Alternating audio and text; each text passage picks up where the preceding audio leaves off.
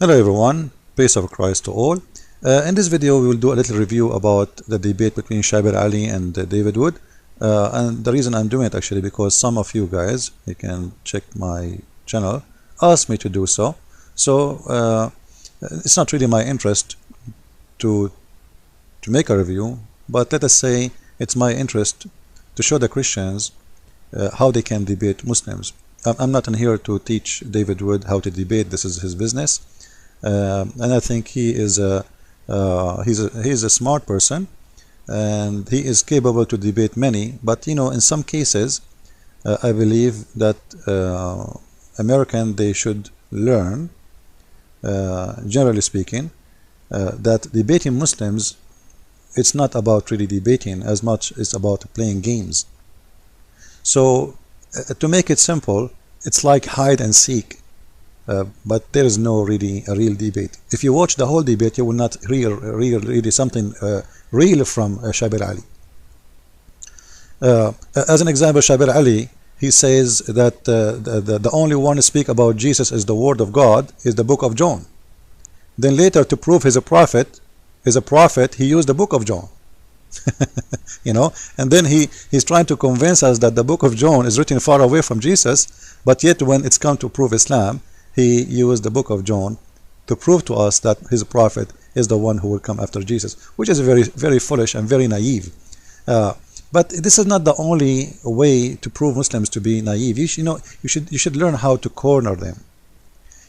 I think most of you, many of you saw my videos how I debate Muslims. I don't give them the questions. I don't lay my papers in front of them.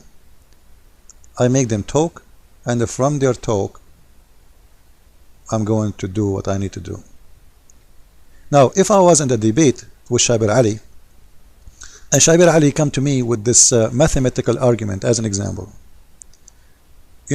what we will see in this debate, that when Shabir Ali mentioned this, David, he come with an argument that's, there is a mathematical miracle in the Bible, and he mentioned it. And then David Wood, Shabir Ali, he said, well, this is another writer, he said this is not correct, etc.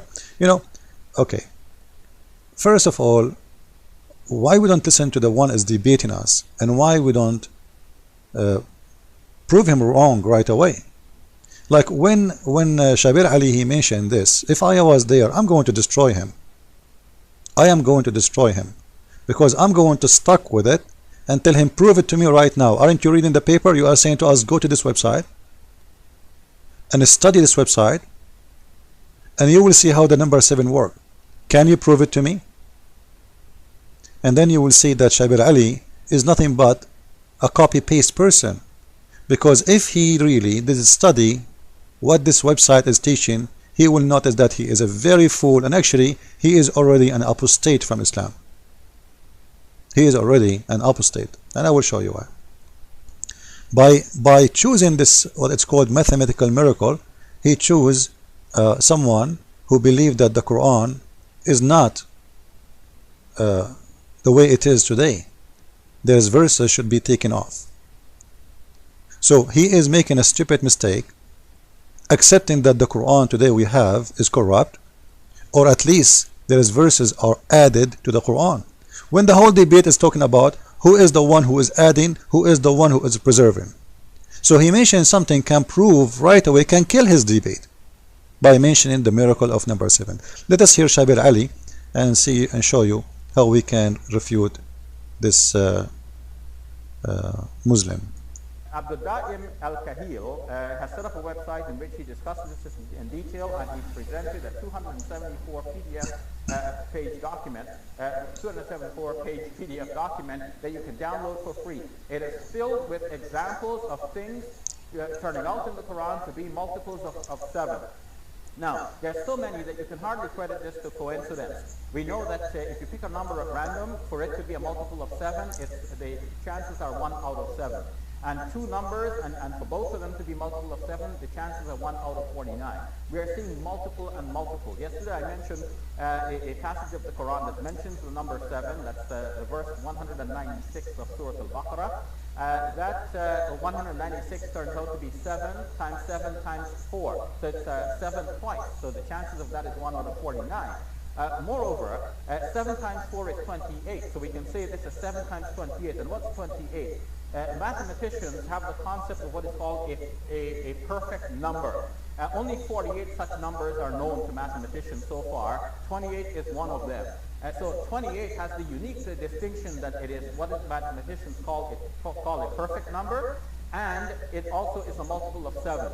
And this verse 196, which mentions the number 7, turns out to be a multiple of 7 and 28. It's a very unique number. The chance of getting that particular verse number where the 7 is mentioned is 1 out of 196. It's a very remote chance. But more than this, if we look at the first place where the Quran mentions the number 7 and the last place where the Quran mentions the number 7, we see that the first mention is in the second chapter in the 29th verse, which means how many verses came before it? 28, or a perfect number again.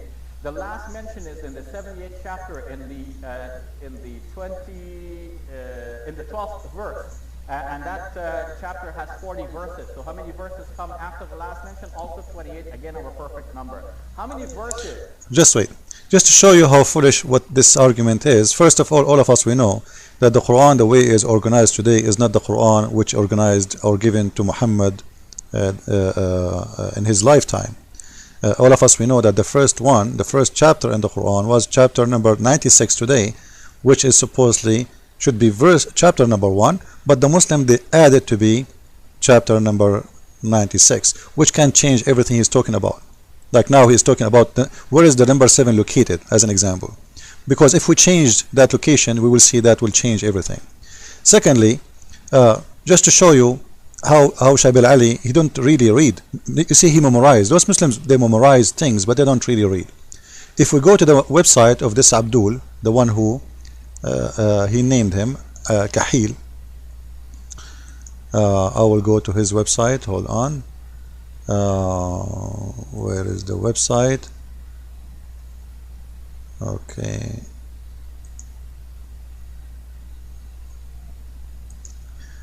This is his website. As an example, he says, just to show you the deception, that the first word in the Quran is Bism. That's very false, by the way, because Bismillah ar-Rahman ar-Rahim is not even part of the Quran. And I will show you a fatwa from one of the biggest scholars of Islamic Sunni, and Shabir Ali is a Sunni, and the Sheikh he's mentioning in the fatwa is the master of the master of the master of the masters of someone like Shabir Ali. So Shabir Ali is too tiny, too small to stand in front of this person. His name is Ibn Baz. However, we will see here that this guy, he said that the word Ar-Rahim mentioned in the Quran 115 times. The word Ar-Rahim mentioned in the Quran 115 times. This is false. Why? This is deception. Because either you say the word Rahim or you say Ar-Rahim. And I will show you the difference. If we go and search for Ar-Rahim, alright, with roots, you don't speak Arabic, but those who speak Arabic, they will know. With roots, which mean whatever word connected to the word Rahim is going to come. That will be 115. But if we will make it only as a word, the word Rahim will appear, look how many times? 95 times. So why you are saying we are searching for the word Ar-Rahim when you are the fact not searching for Ar-Rahim? You are searching for Ar-Rahim and the word Rahim. You get my point? This is part of the words. So what the Muslim assuming that those letters are extra, we do not need them, so we take them off, and then we search by roots, and we say, well, you know what, we do not need a Rahim, you know, and there is no need for it, so we take it off. Now, since when Muslims can take off letters? So if we search for the word Rahim alone, we will find the following answer. For some reason not coming, we will type it again. Here we go. I'm not sure why it's not coming. I found out you should not click enter, you should click search. Anyway, so it come only as 95. So which one we will take, the word Rahim or Ar-Rahim? Obviously he is making them both as a word to make his calculation. Secondly, he say in this page, I'm just showing you example how deception work. The word bism appear in the Quran 22 times. I will go there and I will type the word bism. Oh, I made the same mistake again. I click enter. Let us type it again. Here.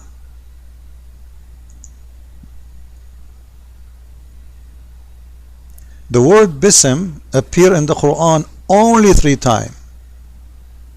Only 3 times. But he said it is 22 times. So let us go to the roots and search by roots to see what he's talking about.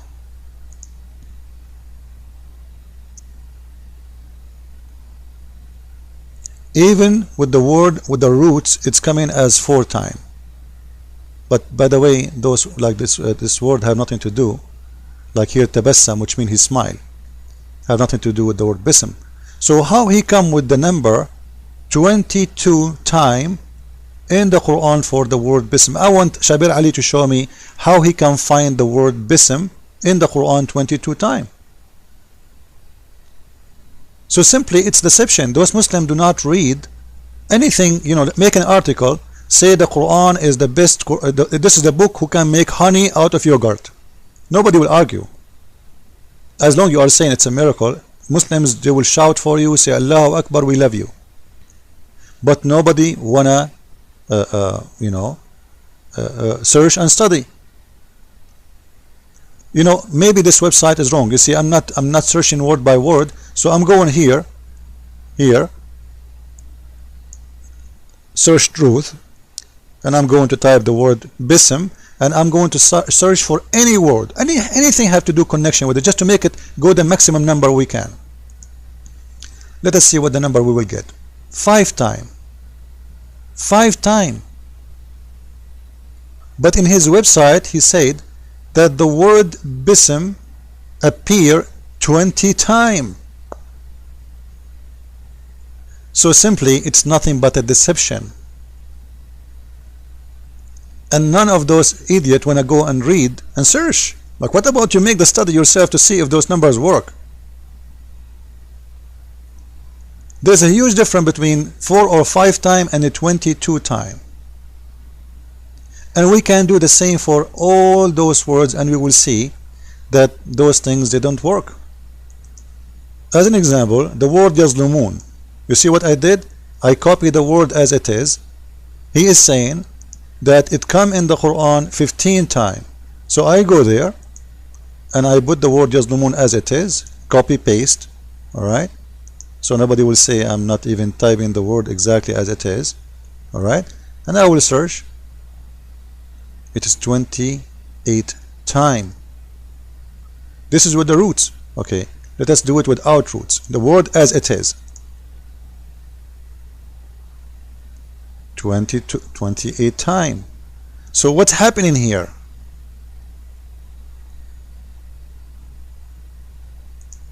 So what those people do, simply, they collect words have nothing to do with this word, and they insert it in the number just to make it fit. There's a huge difference between 28 times and 15 times.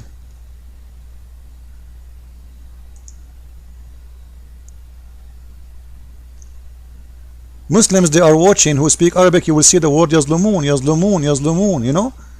So how he is coming with the number that this is 15 times when it is 28 times? Simply, those people are liars, and they know that the Muslims will not read. They will not read it. Muslims read it. You see the word here. How many verses until now? 1, 2, 3, 4, 5, 6, 7, 8, 9, 10. In this page, 10. And you can see the word yazlumun by yourself, as you see.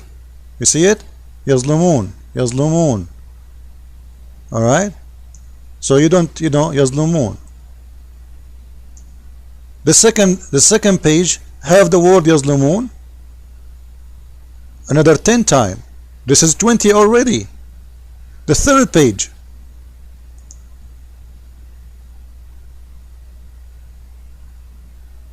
one, two, three, four, five, six, 7, 8. So how it is 15 times when in the Quran it is how many? 28. This almost the deception is double. And that's why I say Shabir Ali is a foolish man, because you should not mention something stupid like this. This can work for those like number 7 multiplied for 37 and like, imagine Shabir Ali, he is Zakir Naik now, and he is trying to convince you about this miracle. Brother and sister, the fourth day in the Quran, the chapter number 7, it means 49, divided, it's going to be 30. Thank you very much. But nobody understand what he's saying, and nobody, like, anyone have an idea what this guy said? Nothing. So Shabir Ali is nothing but a game player. He is not a debater. So my advice to the Christians, regardless who you are, before you debate those people, you need to learn how to play games. Stop debating as a Christian. You see, when you debate as a Christian, let us say it this way. Christians, they debate with good heart that the one is in front of them is going to give answers according to his belief. Muslims do not do that.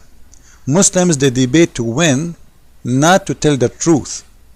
Christians, they debate to tell the truth, not to win. I'm not saying to you, you be a liar like them, no. But you need to learn how you corner them. If you do not know how to corner them, watch my videos and learn. And Shabir Ali, I'm still waiting for you. A few years ago, you said you are busy to do your PhD. This is why you could not debate me, and you send an email apologizing for ABN after you agreed to debate me. Still, I'm waiting for you. You're done with the PhD, but still you don't dare to debate me. And I'm waiting for that day, if you dare. Christ is Lord. And those Abdul, they have no idea what they are getting into. See you with more videos. And by the way, don't forget to read my books. Feel free to read my books, Qur'an and Science in Depth, which actually complete a study with the deception of Allah. So I advise the Muslims before anyone else to read my books and see how horrible their book, how funny it is, how full of mistake it is. You got the Mickey Mouse book. This is not a book of God. This is not even close to Mickey Mouse book. You know what? Mickey Mouse will not make stupid stories as you have in your book. By the way, Mickey Mouse is hiding right now because Muslims, they put a fatwa on his head. But just the good news, he is okay, he's in my house. Alright? So, Muslims, please hire better lawyers who they are liars to defend your religion. Shabir Ali is nothing. He is a very horrible defender. He say nothing, he prove nothing, he talk nothing, because Islam is nothing. Christ is Lord again, and Islam is false. See you soon.